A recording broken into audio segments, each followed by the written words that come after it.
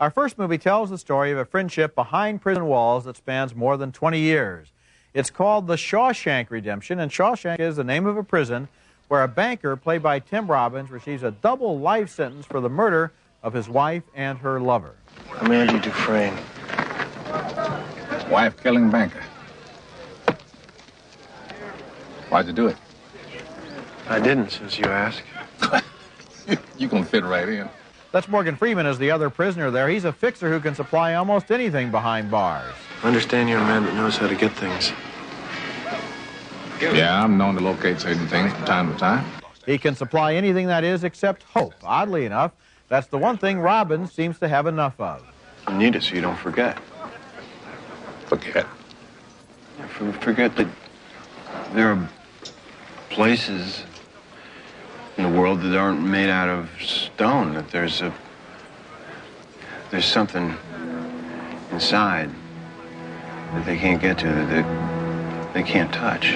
One of the underlying themes of the movie is institutionalization, the process by which prisoners become so dependent on prison routine that life in the real world becomes a mirage or a threat. I guess it comes down to a simple choice, Billy. Get busy living. You get busy dying. The Shawshank Redemption was based on a story by Stephen King, but it's not a horror story unless, of course, you define horror as spending life in prison for a crime you claim you didn't commit. It's a very closely observed portrait of these two men, played by Tim Robbins and Morgan Freeman, as they do time together and accommodate themselves to the system.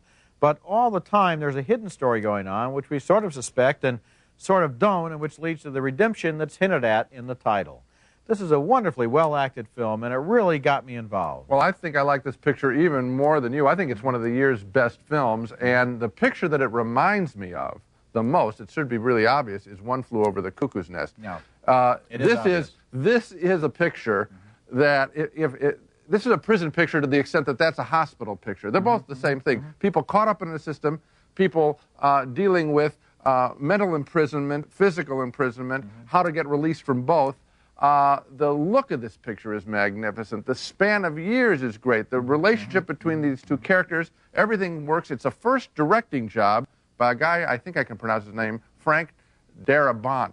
And he does a really good job here. Well, I agree with you. I think it's an interesting film and a very moving film. And the neat thing is, it's very rare that we see a friendship that develops slowly over decades. I love that. Until at the end, when we get to the payoff of the film, we understand exactly what has happened. And that ending in a more trivial film might have seemed more like a formula, but in this film it really seems like an emotional payoff. You think you've seen, again, the notion that it's a prison picture, that might turn some people off. That isn't what this film is all about. That's just the location of it.